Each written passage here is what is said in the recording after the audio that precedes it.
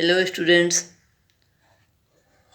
आज हम BA part second का फर्स्ट पेपर सामाजिक विचारक का अध्ययन कर रहे हैं, जिसके अंतर्गत हम इमाइल दुर्खीम जो सामाजिक विचारक हैं उनके 3 टॉपिक का अध्ययन कर चुके हैं। श्रम विभाजन, आत्महत्या और सामाजिक तथ्य। इसके बाद हम अध्ययन करेंगे धर्म।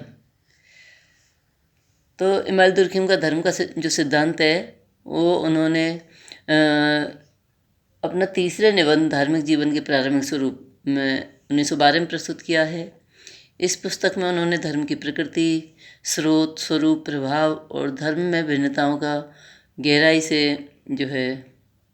समाजशास्त्रीय विश्लेषण प्रस्तुत किया है। इन्होंने धर्म की सामान्य और प्रचलित परिभाषा दी है। ईश्वर में विश्वास और पारलौकिक शक्तियों में विश्वास उसकी कटु आलोचना की है। धर्म की निम्न परिभाषा उन्होंने इस प्रकार दी है: धर्म पवित्र वस्तुओं से संबंधित विश्वासों और आचरणों की संगठित व्यवस्था है। कहने का तात्पर्य यह है कि धार्मिक वस्तुओं को अलग रखा जाता है तथा उन पर निषेध लगा दिए जाते हैं। ये विश्वास और आचरण जो एक नैतिक समुदाय के रूप में संगठित होते हैं तथा वे सभी जो उससे जुड़े होते हैं गिरजाघर कहलाता है। दुर्खीम ने इस कथन को स्पष्ट करने के लिए सभी वस्तुओं और घटनाओं को 2 वर्गों में बांटा है: धार्मिक और लौकिक। धर्म अपने मतावलंबियों को ये सिखाता है कि इन दोनों वर्गों को नहीं मिलाएं, ऐसा करना गलत है, पाप है। पवित्र वस्तुएं धर्म के अंतर्गत आती हैं, साधारण क्रियाएं, वस्तुएं आदि लौकिक के अंतर्गत आती हैं। इन्होंने धर्म को भी सामाजिक तथ्य बताया है, इसलिए धर्म की उत्पत्ति का स्रोत भी समाज को माना है। धर्म का स्रोत स्वयं समाज है। धार्मिक बातें, विशेषताएं समाज की विशेषताएं ही होती हैं। ईश्वर समाज का ही मानवीकरण होता है। धर्म के यथार्थ कार्य समाज के निर्माण, पुनर्स्थापना और समाज की एकता बनाए रखने के लिए किए जाते हैं। इमाइल दुर्खीम के मतानुसार धर्म की उत्पत्ति सामूहिक चेतना और सामूहिक प्रतिनिधानों से होती है। तो अब हम यहाँ उनके सामूहिक चेतना और सामूहिक प्रतिनिधान का संक्षिप्त में उल्लेख करेंगे जो इमाइल दुर्खीम ने बताए हैं, जिसमें पहला है सामूहिक चेतना। इमाइल दुर्खीम ने सामूहिक चेतना का विवेचन अपनी पहली पुस्तक समाज में श्रम विभाजन में किया है। इन्होंने सामूहिक चेतना की जो परिभाषा दी है वो इस प्रकार है: एक ही समाज के अधिकांश नागरिकों में सामान्य रूप से पाए जाने वाले संपूर्ण विश्वास और भावनाएं सामान्य या सामूहिक चेतना कहलाती हैं। जब अनेक व्यक्ति परस्पर अंतःक्रिया करते हैं तब उनमें परस्पर विचारों और नैतिकता का आदान प्रदान होता है।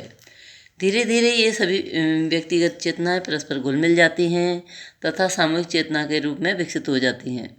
सामूहिक चेतना व्यक्तिगत चेतना से भिन्न, स्वतंत्र और अधिक शक्तिशाली होती है। इनका अस्तित्व व्यक्ति के बाहर विद्यमान होता है। व्यक्ति जब इनका उल्लंघन करने का प्रयास करता है तब उसे सामूहिक चेतना के दबाव और नियंत्रण का ज्ञान होता है। व्यक्ति इन्हें समाजीकरण के द्वारा सीखता है। सामूहिक चेतना व्यक्ति के बाहर तथा व्यक्ति पर नियंत्रण रखने का कार्य करती है। इसके बाद इमाइल दुर्खीम ने उल्लेख किया है सामूहिक प्रतिनिधान का। सामूहिक प्रतिनिधान इमाइल दुर्खीम के मतानुसार सारे समूह द्वारा स्वीकृत व्यवहार या विचार होते हैं जो इस सारे समाज में फैले हुए होते हैं तथा ये सामूहिक चेतना के प्रतीक होते हैं। सामूहिक प्रतिनिधान व्यक्तियों पर सामाजिक नियंत्रण रखते हैं। सामूहिक प्रतिनिधान सामाजिक चेतना के द्वारा बनते हैं। ये वे व्यवहार या विचार होते हैं जिनके प्रति लोगों के मन में मानसिक और भावात्मक लगाव उत्पन्न हो जाता है। समाज के सभी सदस्य इनका पालन करते हैं। व्यक्तिगत चेतना की अंतःक्रिया से सामूहिक चेतना बनती है तथा सामूहिक चेतना से सामूहिक प्रतिनिधानों की उत्पत्ति होती है। तो इमाइल दुर्खीम कहते हैं कि धार्मिक विश्वास, धार्मिक अनुष्ठान, संस्कार, ज्ञान की श्रेणियाँ, समय, स्थान आदि सामूहिक प्रतिनिधान हैं। किसी देश का झंडा, धार्मिक ग्रंथ जैसे बाइबल, रामायण, गीता, गुरु ग्रंथ, धार्मिक स्थान जैसे मंदिर, गिरजाघर, मस्जिद, मठ आदि सामूहिक प्रतिनिधानों के उदाहरण हैं। दुर्खीम के मतानुसार किसी समाज को समाजशास्त्रीय दृष्टिकोण से समझने के लिए उसके सामाजिक प्रतिनिधानों का अध्ययन करना परम आवश्यक होता है।